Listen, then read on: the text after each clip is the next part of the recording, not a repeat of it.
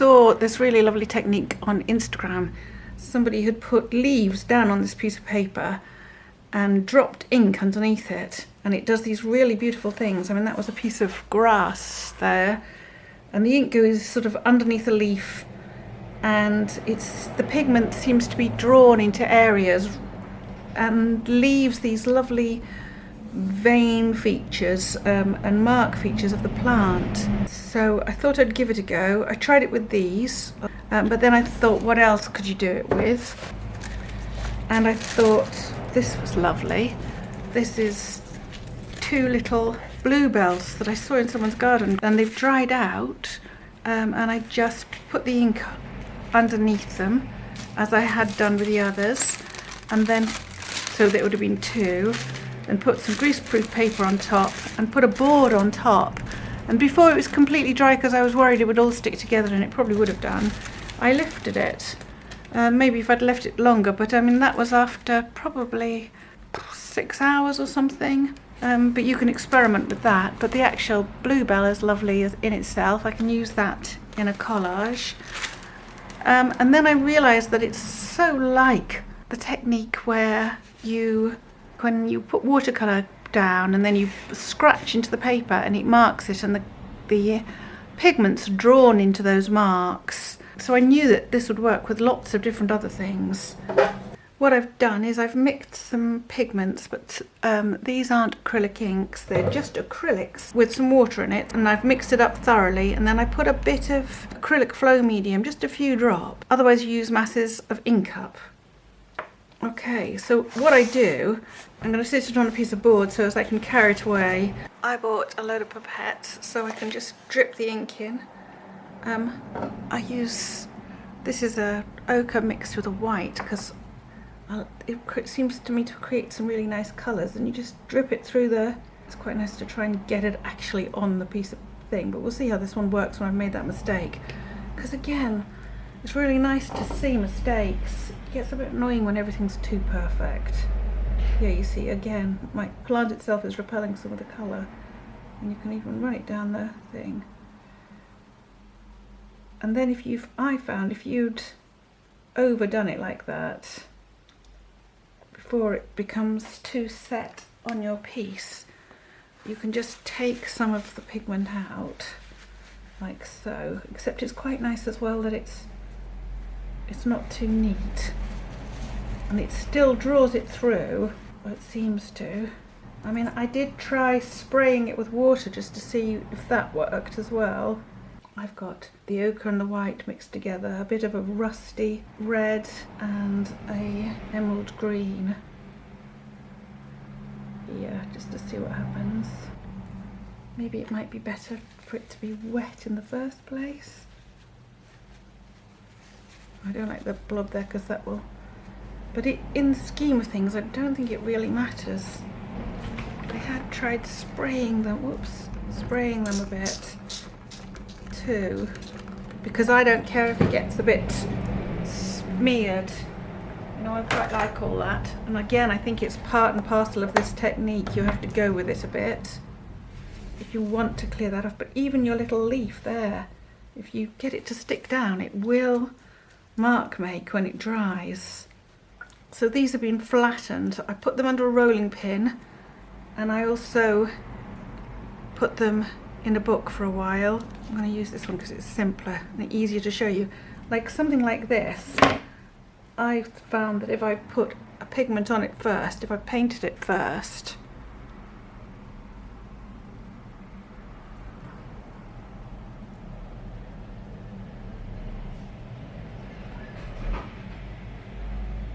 and then turned it over, I want it down the stem as well. And I don't mind all the splodging because I'm messy for a start, and I can take it out a bit if I want to. Right, so I've put some grasses down, sprayed them with water, and it all wet, and then I'll put down a piece of fabric and use that to stick them down with. Okay, right, pop it over.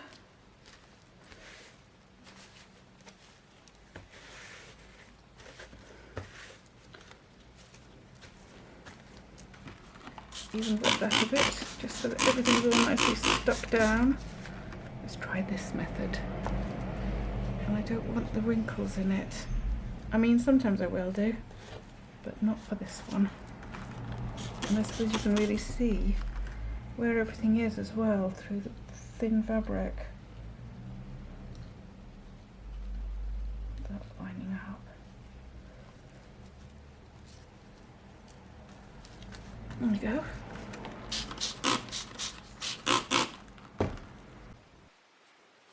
So now I'm just going to add colour and see what happens. And I quite like there's some lumps in this too.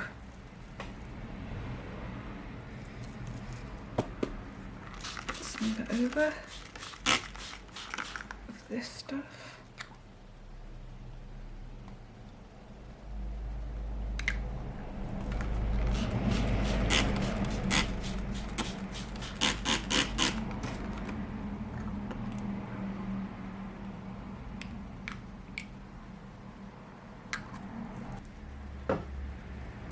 Just want the colour all over it.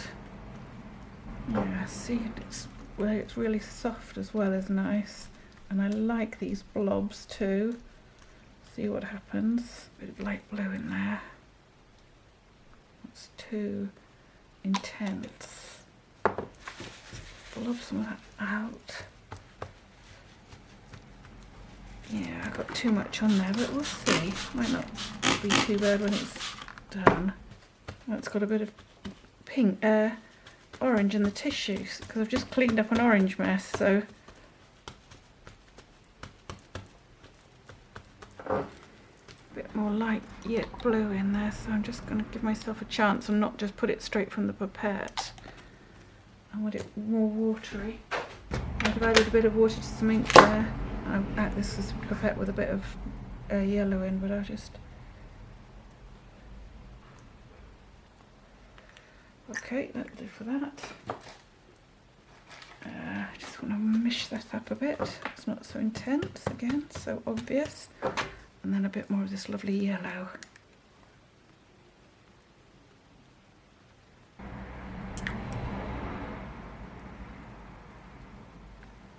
Right, we'll see, leave that to dry and see what happens in the morning. A wee bit more of this pink stuff if I can get any of it left. Left.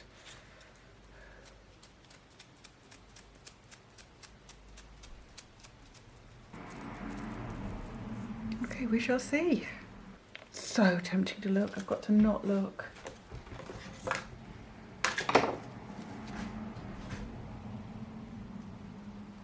Okay, let's see what happens in the morning. I wanted to try this one. So I'm just putting it under a board. Now this is plastic, so I don't know how this one will work. And again, I don't know quite how one would apply this. Maybe keep it to fairly seaside sort of colours. And then water spray it as well so that the pigment is dissipated a bit, because I'm hoping that when it dries it'll be sort of pulled into the shapes by water surface tension, you know, as it comes up against resistance. Can you see, like those?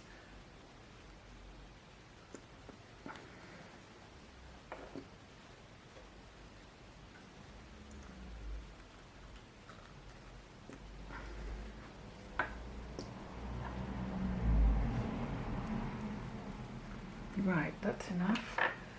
I've not done this before, so let's see what happens. So both spray it,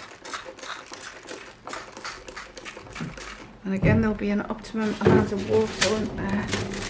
Get your tissue paper so that you can just smudge it out a bit. And now it's a question of just see what happens, isn't it? Like once you've got it so that it goes down onto the piece of paper, and it's happy sitting on there. And even the marks that the piece of paper is making will be interesting, you know, like so. see what happens here.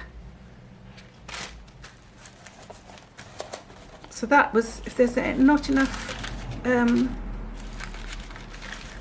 inks in or pigment, I'm just going to bung in a bit more. I love this. I love this browny colour.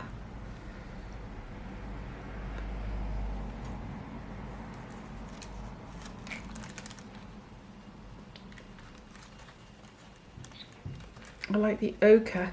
I found it sort of separated the white and the... I'm just putting it in the areas that didn't seem to have pigment in, and it's got quite a lot of paint on this. I think what's going to happen is, well, it'll be interesting. I love this, what's it called? I love this waxed paper because you seem to be able to do things with it. It seems to sort of create its own effects, a bit like tissue paper does, like that. You know, if you left that, especially on sort of seascapey things, maybe take off that rough edge so it's not, even rip it, and create your own bits and pieces with it as well. Okay, let's see what that one does. Okay, I'm going to put a board on it.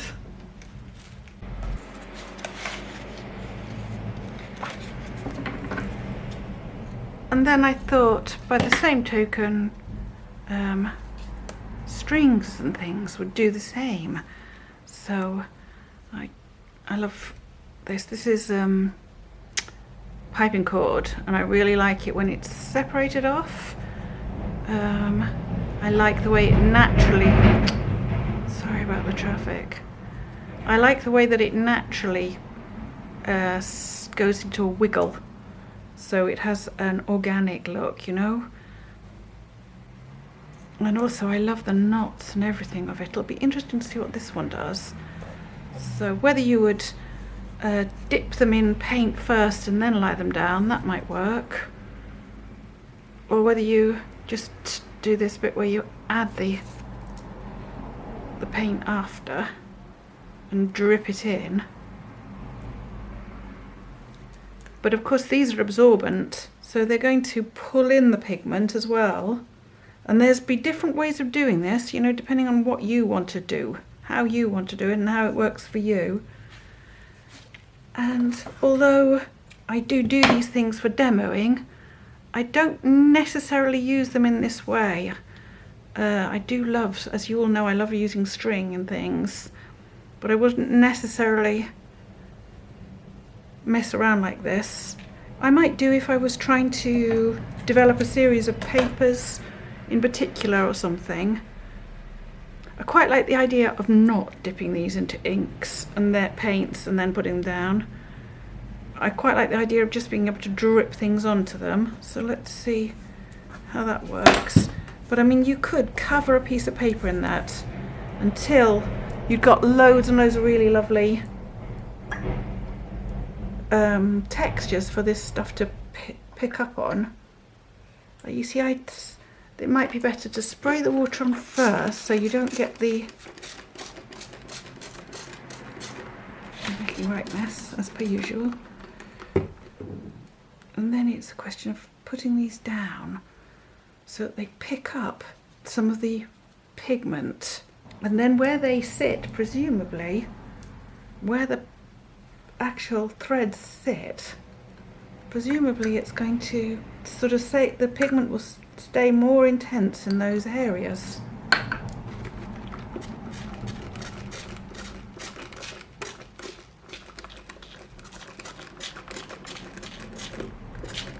Quite like the way you can do this, but then once you've gone like so,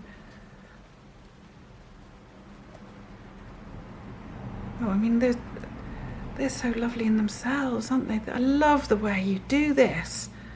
And you've got fantastic bits of papers, but you've also got the step to another idea, haven't you? I won't tell you my another idea until I do another video on it. Spread some of this on. I just like it so it dissipates it a bit. I mean, that, I really love that. I think that's going to be gorgeous, even as is. It'll be so interesting to see just how it does lift the pigment out of the application, you know, and how careful you do need to be, if at all, which I haven't been, have I? Because I'm not. And I'd love to add some more threads to that.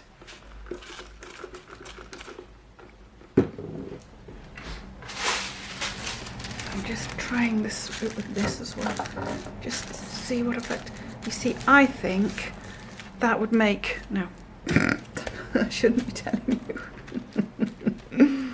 But look at all those lovely marks it's going to make because of this paper as well. Oh gosh, that's so nice.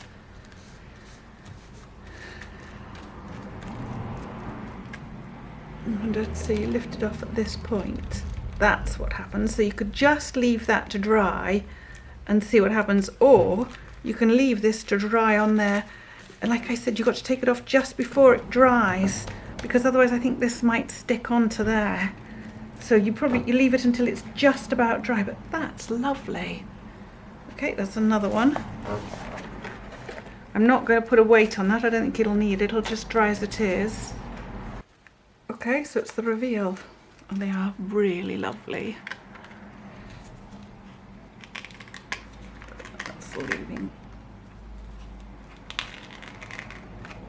That's left a lot of its seeds on, but you just rub it off. It's still a bit wet, that's why. And even if it does leave bits on, it's fine, isn't it? Well, it's left a lot on. I think I probably left it just a bit too late. I use my nails for a lot, and I shouldn't do. Oh, but even if I do pick it off, again, it's done the similar sort of thing, these lovely white marks. You can see how rough I am with everything. Look, isn't that beautiful? That would make the most lovely little card, wouldn't it? And you could add more to it if you wanted to. Right, let's see what it's like. It sticks like this paper. It's not quite dry, but you see it has this amazing effect. Not quite the effect I wanted on the foliage, on the grasses, but let's see what it's like when it's finished. I mean, I just love the way that the fabric makes the marks. Let's just see. Oh yes, there's some evidence of the... Oh, that's so pretty. Oh, that's wonderful. Oh, that's so pretty. And I mean, that was the first time I did it, so maybe it'll be better next time.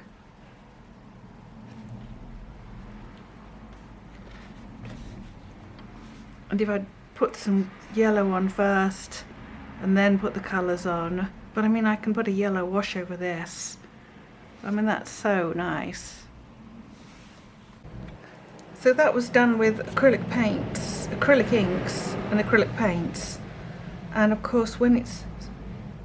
So that was done with acrylic paints and acrylic inks. And when it's dry, all the paint, all the pigment will be fast because of the acrylics. So when I paint over it, when I glaze over it, nothing of that will move, not like it would be if it was watercolour. And I'm sure you could get exactly the same effect on a canvas board as well. And maybe because it's so thin and watered down, you'd have to put an acrylic medium over the top of it just to seal it all onto a canvas. Now for the string one. So I couldn't wait, and last night I took the piece of paper off. But can you see these beautiful blobs of paint where the paper affected it? And then just see what this does when you take the string off. Again, it's just lovely. Really nice little funny mark making. Beautiful piece of collage paper. Right, now this one I didn't touch last night. I did another one of these. This one I didn't demonstrate in the initial half of the video, but you know how it's done. And it's as much as anything.